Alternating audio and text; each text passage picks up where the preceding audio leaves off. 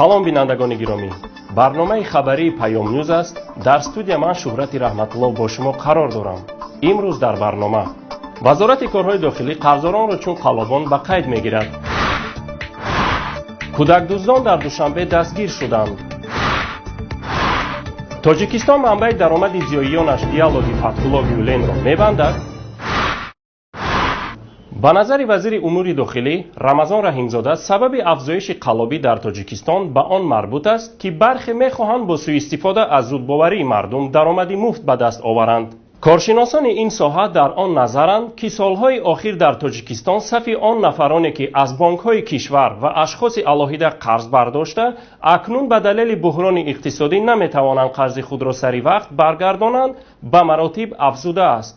буҳрон даромади мардумро паст карда, қарздоронро ба ҳоли ногуворе афканда аст. қарздорон қарзи худро баргардонда наметавонанд ва қарздиҳандагон аз болои онҳо ба шуъбаҳои вазорати корҳои дохилӣ дар қаламрави кишвар муроҷиат менамоянд.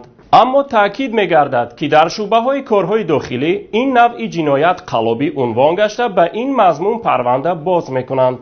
ин дар ҳолест, ки Рамазон Раҳимзода вазири умури дохилии Тоҷикистон аз зудбоварию соддагии мардум изҳори нигаронӣ карда гуфт: суистифода аз боварӣ ва қаллобӣ дар кишвар афзоиш ёфтааст.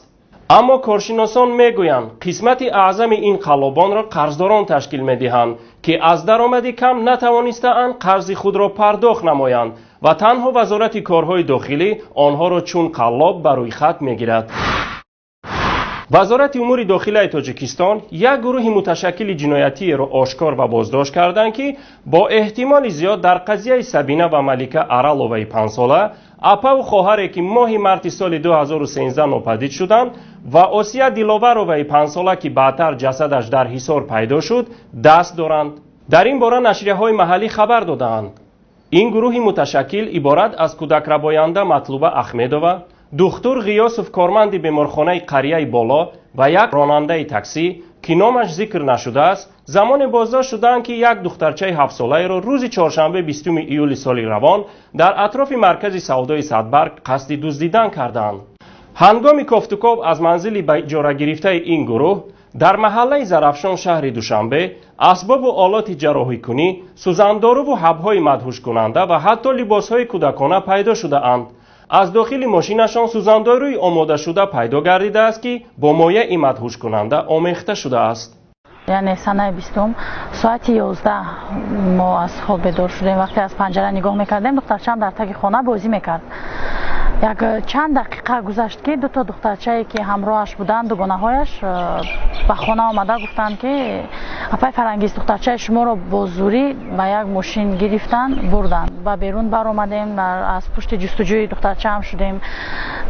зуд ба кормандони милитсия занг задем, ба ноҳияи Шоҳ Мансур, ба дигар мақомотҳо зуд занг задем, хабар додем. аз байн як чанд дақиқа гузашта буд, ки дар зери хонаи мо, дар зери ҳар як хона, ҳар як бино камера доранд.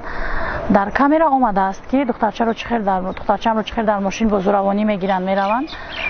пас аз 30 дақиқа буд, ба фикрам 30 дақиқа буд, ки ва мо аз убоб занг заданд, кормандони убоб, ки шумо масалан ба Далба Фарангиз, гуфтем бале, гуфт биёед, духтарчаи шумо дар мақомотҳои мо аст, соғ саломат, сеҳат, биёин баред. дар Тоҷикистон фаъолияти ташкилоти Авроосиёи диалог, ки яке аз шохаҳои ташкилоти хизмати Фатҳулло Гюлен буд, рӯзҳои наздик умед меравад баста хоҳад шуд. ин дар ҳолест, ки ташкилоти Авроосиёи диалог манбаи даромади докторони илм ва зиёиёни Тоҷикистон аст.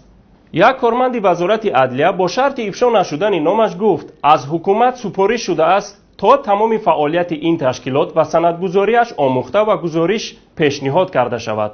ташкилоти ҷамъиятии диалог, ки роҳбариашро шаҳрванди Туркия Эмсал Коч ба уҳда дорад, сармоягузории литсейҳои тоҷикӣ туркӣ дар Тоҷикистон аст, ки тавассути ташкилоти зертобеаш Шалола идора мешуд. Шалола бо пешниҳоди вазорати маориф ва илм баста шуд ва ҳамаи литсейҳои тоҷикии туркӣ ба литсеи лаёқатмандон мубаддал гардид.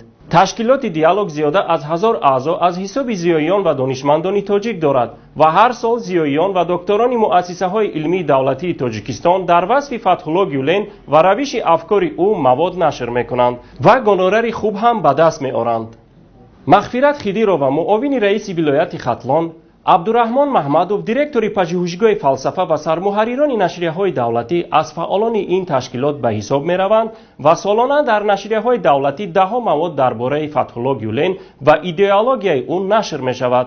бахусус рӯзномаи ҷумҳурият, нашрияи расмии ҳукумати ҷумҳурии Тоҷикистон Садои мардум, нашрияи маҷлиси намояндагон ва ҷавонони Тоҷикистон ки нашрияи кумитаи ҷавонон, варзиш ва сайёҳист, дар нашрияи маводи таблиғи Фатҳулло Гюлен ва ташкилоти диалог пешгом ҳастанд. зиёда аз 16 000 шаҳрвандон дар Тоҷикистон бо роҳи тақаллуби худро маъюб аз қайд гузаронида солона даҳҳо ҳазор сомонӣ аз буҷети давлат нафақаи пулӣ дастрас мекардаанд. дар ин бора роҳбарияти агентии суғуртаи иҷтимоӣ ва нафақаи назди ҳукумати Тоҷикистон зимни нишасти матбуотӣ иттилоъ доданд. ба гуфти агентии хадамоти давлатии ташхиси тиббию иҷтимоии вазорати тандурустӣ то 1 июли соли ҷорӣ зимни муоинаи такрорӣ гурӯҳи маъюби 16379 нафар тасдиқи худро наёфта ва пардохти нафақаи 11817 нафар пурра қатъ карда шудааст. афзоишёбии нафақагирон баъди бо қарори ҳукумат ё маҷбурӣ ба нафақа гусел кардани хизматчиёни давлатӣ рух додааст. то соли гузашта аксари хизматчиёни давлатие ки ба бемориҳои қан ё дил мубтало буданд дар баробари ишғоли мансаби давлатӣ ва маоши калон инчунин нафақапулии маъюбӣ мегирифтанд.